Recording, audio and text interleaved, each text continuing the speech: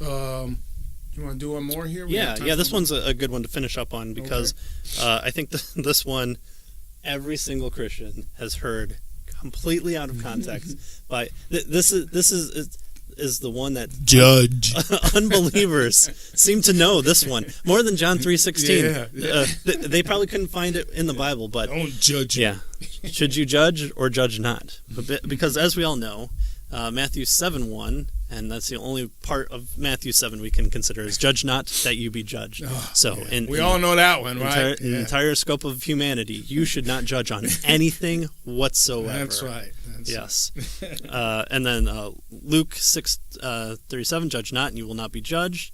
Romans 14:10, why do you pass judgment on your brother? Or why do you despise your brother? For we will all stand before the judgment seat of God. Don't judge me. Don't judge me. Leave me alone. Let me do anything I want. However, John 7:24 says, do not judge by appearances, but judge with righteous judgment or right judgment. So notice that's in John 7. Okay, go ahead. 1 Corinthians 2:15, the spiritual person judges all things, but is himself to be judged by no one. So are we to judge or are we not to judge? Right. And the answer is yes. Yes, right. Again, read the text carefully, distinguish different senses of what Lyle talks about, but by what standard do we judge people? And the first half of Romans is about that too. So we'll stick Romans 1 through 3, maybe 4 even in there.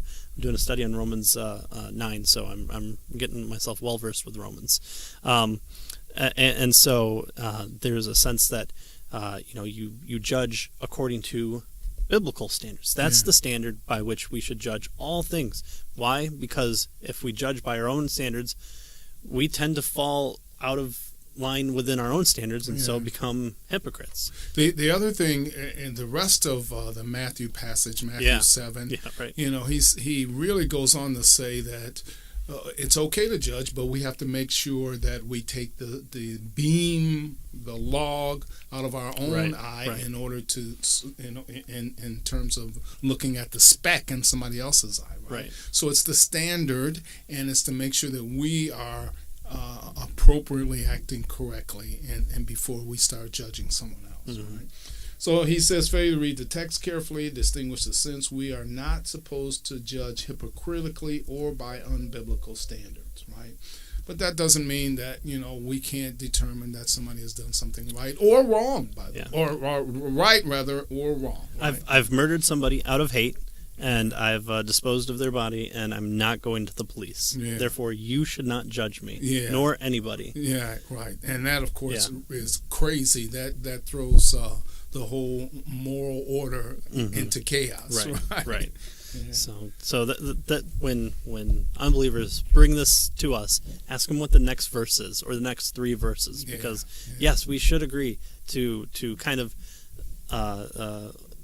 rank our if we have a situation where we need to come in humility and repentance to Christ and say, here's something that I definitely know I need to take care of, but then to look at somebody else and say, and you too, and it's 10 times worse, and whatever else that you can make it, so that